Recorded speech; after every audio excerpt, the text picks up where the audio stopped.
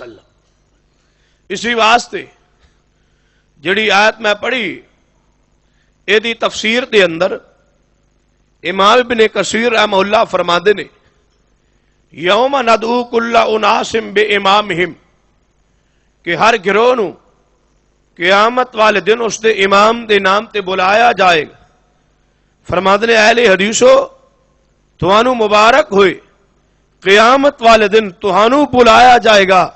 تو امام کائنات جناب محمد رسول اللہ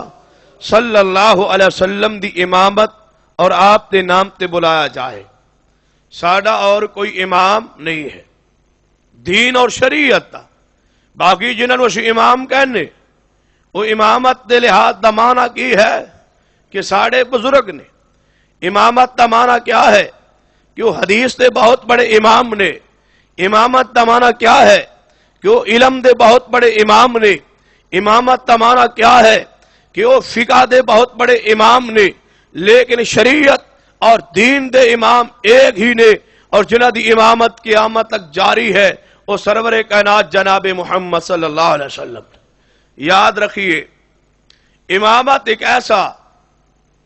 عقیدہ ہے جس نے مرزائیت نو ختم نبوت ڈاکہ مارن دا چور دروازہ مہیا کیتا ہے۔ اگر مسلمان اعلان کر دے کہ پیغمبر دی ذات بھی آخری ہے اور پیغمبر دی بات بھی آخری ہے، بات یاد آ گئی شہید اسلام حضرت علامہ احسان اللہ ظہیر شہید رحمت اللہ علیہ سرگو دی اندر ان دا خطاب سی، مسلک دیوبندی مسجد سی،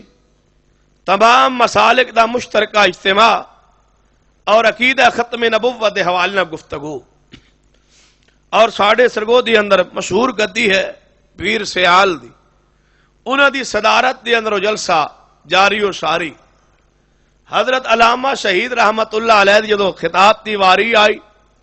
آپ سٹیج تے تشریف لائے اور اپنی گفتگو دا آغاز فرمایا اور کہنے لگے کہ آج مرزائیت، قادیانیت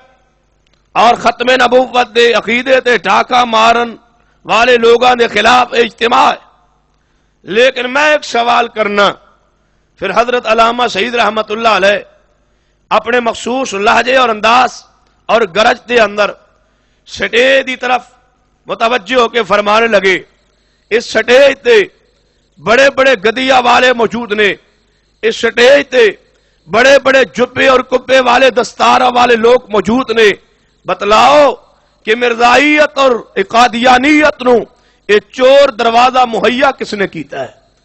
اگر تسی پیغمبر تو بعد امام ابو حنیفہ واسطے کوئی دروازہ نہ رکھ دے، اگر پیغمبر تو بعد امام جعفر صادق واسطے امامت دا دروازہ کھلا نہ رکھ دے، آج مرزائیت نو جرت نہ ہوندی کہ وہ پیغمبر دے مقابلے اندر نیا نبی کھڑا کر دے۔ جدو تسا چور دروازہ مہیا کیتا ہے، انہاں دا قصور اتنا ہی ہے کہ انہاں قدم آگے بڑھ کے اس نبی تسلیم کیتا ہے، اور مرزائیت نے تے تہاڈے منہ تے تماچا مارے ہے کہ جنہوں امام بنایا جائے انہوں نال نبی بھی بنایا جاندہ ہے، انہاں امام بنا کے نبی بنا لیا ہے، لیکن تسا امام سمجھے ہے نبی نہیں سمجھیا، لیکن کم سارا امام کولو اوہی لیا جڑا بندہ نبی کولو لیندا ہے۔ سارا کام تے تسا بھی وہی کیتا ہے جو ایک نبی دی حیثیت اتھارٹی ہے۔ یاد رکھیے اللہ رب العزت نے قرآن پاک دے اندر جس طرح آپ دی ختم نبوت بیان فرمائی، اور ختم نبوت عقیدے دا تقاضا ہے کہ سرور کائنات جناب محمد صلی اللہ علیہ وسلم تو بعد کوئی رہنما،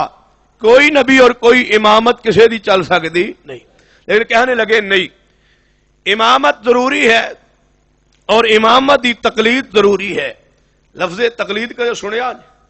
اتنا یہ لفظ مشہور ہو چکا ہے کہ دے خلاف سنن واسطے بندے دا ذہن تیار نہیں ہوندا۔ ذرا سنیے، تقلید ایک ایسی بیماری ہے، تقلید ایک ایسی نحوست ہے، تقلید ایک ایسی ضلالت ہے، تقلید ایک ایسی جہالت ہے، تقلید ایک ایسی گمراہی ہے، جب تک اے کولو جان نہ چھڑائی جائے اس وقت تک امت محمد کے دین تے کٹھی نہیں ہو سکتی۔ اگر اس امت دی اندر فرقہ وریت،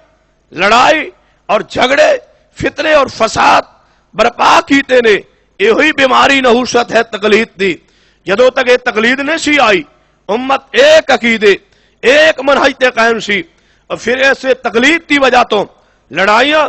جھگڑے فرقہ وریت آپس اندر بن گئی، اور توجہ فرمائیے کہنے لگے کوئی بندہ کہہ سکتا ہے کہ تقلید اگر فرقہ وریت پھیلاندی ہے یا سی مختلف فرقے اندر تقسیم ہو چکے ہیں، تو اہل حدیث بھی تھے کئی فرقے تقسیم ہو چکے ہیں، اہل حدیث دیا کئی جماعتاں تنظیماں نے پتا جی، مرکزی جمعیت اہل حدیث، جمعیت اہل حدیث، جماعت الدعوہ، جماعت غرباء اہل حدیث، اتنی جماعتاں اور تنظیماں نے کیا یہ فرقہ وریت نہیں؟ یاد رکھیے، اپنا عقیدہ درست کر لیجئے، اہل حدیث کی تنظیمی جو اختلافات نے اس نو فرقہ وریت نہیں کیا جاندہ، فرقہ ہمیشہ عقیدے دی بنیاد تے بندا ہے، اہل حدیث اس اللہ دی زمین تے جس کونے تے موجود ہوئے گا اس دا عقیدہ ایک ہوئے گا۔